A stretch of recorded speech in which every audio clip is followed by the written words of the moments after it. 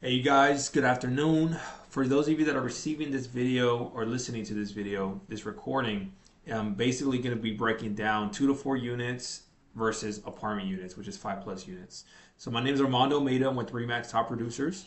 I'm also a representative of Omnia Commercial Capital, which we're a commercial broker division where we're focusing on SBA financing, bridge loans, commercial loans. So to summarize all of that, for today, we're going to be focusing on the essence and the importance of owning apartment units and how to increase the value, and also breaking it down and comparing it to a duplex or a triplex. So those of you who are listening most likely already own an apartment. Some of us are thinking about getting into an apartment or increasing our portfolio. Others may be thinking about a 1031 exchange. For example, if we're retiring, maybe we're thinking about selling our asset and going to a DST, or maybe we're thinking about selling our single family home or a duplex and getting into commercial. So let's go ahead and break this down. For example, the two big differences between the two duplex versus a 5+ apartment unit is going to be the valuation. So if you look on the left, it's really dependent on what my neighbor sold. So I have a duplex today in Riverside. My values is I gotta ask myself, well, what did my neighbor across the street sell for? That's gonna dictate my value. So it's really, you have no control. You have a control to an extent, but you're limited in what you could do. For example, on the right side, when you have an apartment unit, it's really performance dependent. So you have complete control on how much you want to increase the value of your property. So it's really dependent on a business. So think of it as if you own a laundromat. If you own a laundromat and it's producing $5,000 a month, but then 2 years down the road, it's not producing $10,000 a month. When you go off to sell that laundromat business, not because you're making more money, your valuation is going to go way higher. Exactly the same with your apartment unit. There's a formula called value equals NOI divided by cap rate.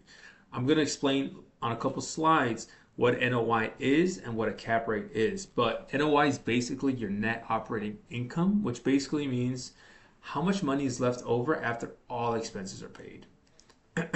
So let's look at this for example. Let's look at how small improvements in your apartment building can lead to major valuation increase. And later on down the road, when you want to refinance and pull out money to be able to enjoy or reinvest, or just simply to sell. For example, in this 12-unit apartment building, if we raised each unit by $50 over a 2-year span, so let's just say $100 per unit per month, we've increased the NOI, which is how much money we're getting, by $14,400. Right, 100 times 12 times 12 months, 14,400. If the cap rate for this example, this area is 6%, which is very average for LA County, then you've increased the valuation of your apartment by $2,400,000. And you could do that in 1 year.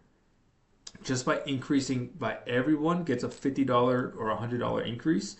Very realistic, especially within our laws. You've now increased the amount of the value. So it's amazing how fast you could do that. And that's the beauty of commercial versus investing into your duplex. Now, let's go ahead and do a quick math. So let's do some math together. So if you increase the monthly rent of a 10-unit building by just $100 per unit, how much equity have you created at a 6% cap rate? So what is a cap rate? Well, if you look on the left, that's the definition. It's really the rate of return that an average investor is willing to pay. So 6% is about average for LA County. If you want to compare it, if you look at like the city of Irvine, something super competitive, you're going to look at a 4% cap rate, for example, or like West Hollywood. So the lower the cap rate, the more expensive the building often is. The higher the cap rate of the area, the more likely it is to already cash flow. But to answer your question, what do you guys think is the answer here? If you raised it by $100 per unit on a 10-unit building, how much is that going to be? Boom. For those of you that got 200,000, you're correct. So 100 times 10 times 12 is $12,000 that you've increased the income. You divide that by the 6%, and then you get a $200,000 equity boost in 1 year that you've done. Imagine doing this every single year that you own your apartment building. All right, so now the NOI and the cap rate, the two numbers that really determine the valuation of your apartment. So what is the NOI? Well, there's the formula to the left. You got the gross rental income minus the vacancy percentage that we always put at 5%, super conservative, minus the expenses. So if you're a landlord and you're paying a master water bill, minus the water bill, minus the insurance, minus anything of those expenses that gardening, pest control, all of that stuff that we can help minimize through strategies that we incorporate. But anyways, at the end of the day, what matters is your net operating income. The next thing after that is going to be your cap rate. So if you got a higher cap rate, then it's going to be, as a buyer, you want to be able to buy at a higher cap rate versus a seller, you want to be able to sell at the lowest cap rate. So when you have implied property value, you just take the NOI and then you divide it by the cap rate. And that's how you get that. So I actually want to bring you guys into two active deals that are currently on the market right now that I've analyzed and that I see as good opportunities for starters for anybody who's looking to get into commercial. For example, the one on the left, it's currently listed at just shy of literally about $1 million. Speaking to the seller, it seems like they're a motivated seller, old age, just wants to offload the property. I would say a good offer price would be around $920, $930, just based off some conversation pieces that we've had. But check this out. It's a 5-unit building. It's currently producing $43,000 of income, which is very low. And that's the reason why you have a 5-unit selling for this price.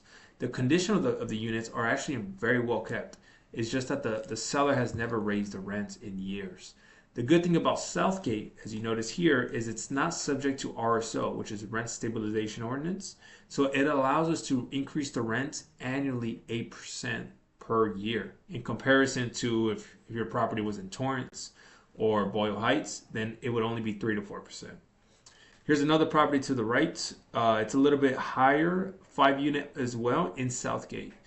So a lot of people these days are trading out of renter stabilization ordinance like Boyle Heights, LA City, and leaving to a city that's more favorable and not RSO, like Southgate. A lot of these are negotiable. I just wanted to bring these to your guys' attention.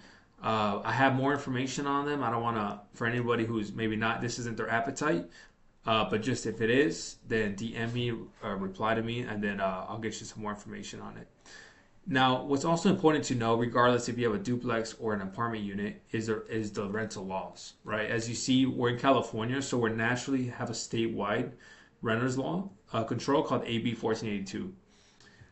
Basically, there are some exemptions, but to just keep the conversation going, you have things such as RSO and JSO, which are more strict. You have other cities that like Long Beach, Southgate, Montebello, that are more open and landlord friendly. So when choosing where to invest, a lot of your decision comes into play, not only the deal, but also what city am I choosing to invest in, like Orange County versus the IE. So last but not least, for a lot of us that want to sell a property to get into a bigger investment that is more valuation, that is more cash flow, and it's in a pure investment property, there's something called a 1031 that comes into play.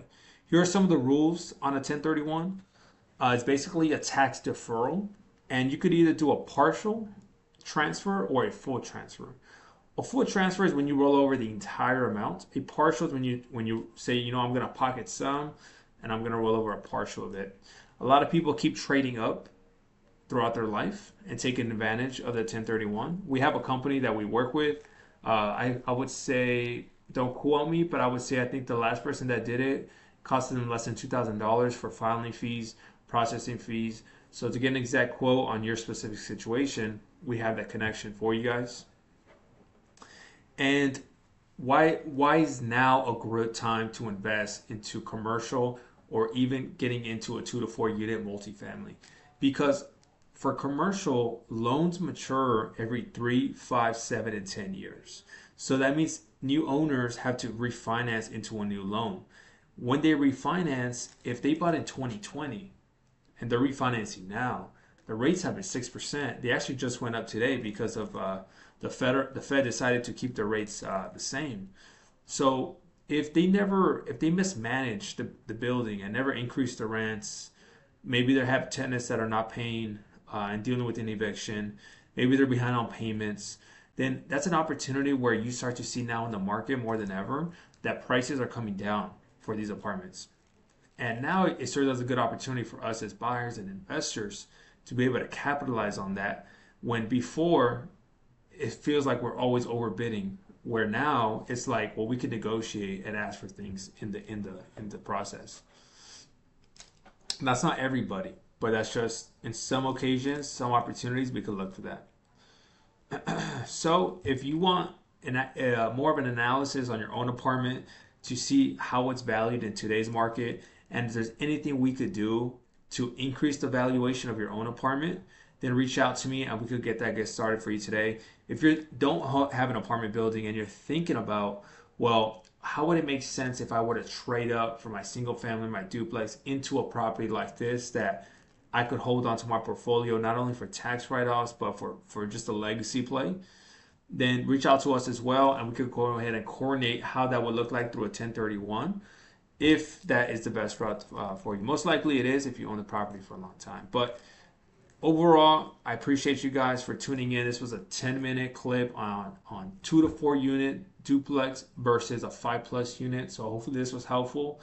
And guys, if you have any questions, please reach out to me below.